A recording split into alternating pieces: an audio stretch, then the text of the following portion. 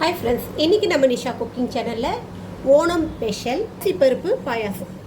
பண்டிகைனாலே நமக்கு பாயாசம் இல்லாமல் இருக்காது. ஸோ ஓணம் ஸ்பெஷல் இந்த பாசிப்பருப்பு தேங்காய் பால் பாயாசம் டேஸ்ட் செம்மையாக இருக்கும். குழந்தைங்க ரொம்ப விரும்பி சாப்பிடுவாங்க.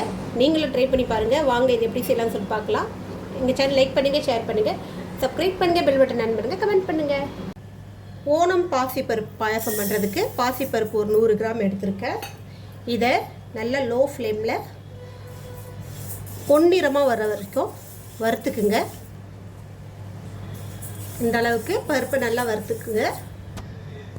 வறுத்த பருப்பை அலசிட்டு தண்ணியை ஊற்றி வேக வச்சுக்கலாம். குக்கரில் போட்டு பருப்பு வேகிறதுக்குள்ளே வெல்லத்தை கரைச்சி எடுத்துக்கலாம். உங்களுக்கு எந்த அளவுக்கு இனிப்பு வேணுமோ அந்த அளவுக்கு வெல்லத்தை சேர்த்துக்கலாம். நீங்கள் இப்போது கடாயில் 2 ஸ்பூன் நெய் ஊற்றிக்கலாம்.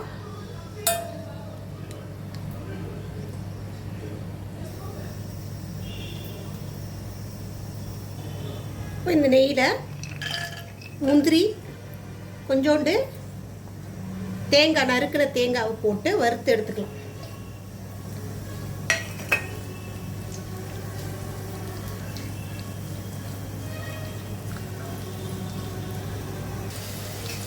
அவ்வளோதான், இது வறுத்தாயிடுச்சு. இது எடுத்துக்கோங்க. இப்போ இந்த கடாயில் கரைச்சி வச்சுருக்கிற வெல்லம் வடிகட்டி சேர்த்துக்குங்க. வேக வச்சு மசிச்சு வச்சுருக்க பாசிப்பருப்பை சேர்த்துக்குங்க. அடுப்பை பற்ற வச்சு கொஞ்சோண்டு ஏலக்காய் பொடி சேர்த்துக்குங்க. ஏலக்காய் பொடி இல்லைன்னா ஏலக்காய் தட்டி சேர்த்துக்குங்க. இதை நல்லா மிக்ஸ் பண்ணிக்கலாம். இப்போ இது இந்த அளவுக்கு நல்லா கொதித்த பிறகு நம்ம கெட்டியாக எடுத்து வச்சுருக்கிற தேங்காய் பால் ஊற்றிக்கலாம். இதில் அவ்வளோதான், ஓணம் ஸ்பெஷல் பாசிப்பருப்பு பாயாசம் ரெடி ஆயிடுச்சு. இதை நீங்கள் இந்த அளவு தண்ணியாக கூட வச்சுக்கலாம். ஏன்னா அது ஆற கொஞ்சம் திக்காகும். நல்லா கொஞ்சம் திக்காக வேணும்னா திக்காக கூட வச்சுக்கலாம். ஸோ இந்த அளவுக்கு வச்சிங்கன்னா கொஞ்சம் ஆறும்போது கொஞ்சம் திக்காகும், குடிக்க நல்லா டேஸ்ட்டாக இருக்கும்.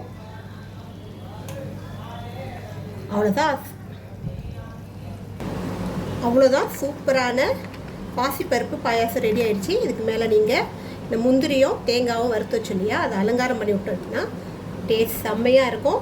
நீங்களும் ட்ரை பண்ணி பாருங்கள். இன்னொரு ரெசிபியோட உங்களை சந்திக்க வரை உங்களோட விடைபெறுவது உங்கள் நிஷா. எங்கள் சேனல் லாஸ்ட் வரைக்கும் பார்த்து உங்கள் அனைவருக்கும் மிக்க நன்றி. பாய்.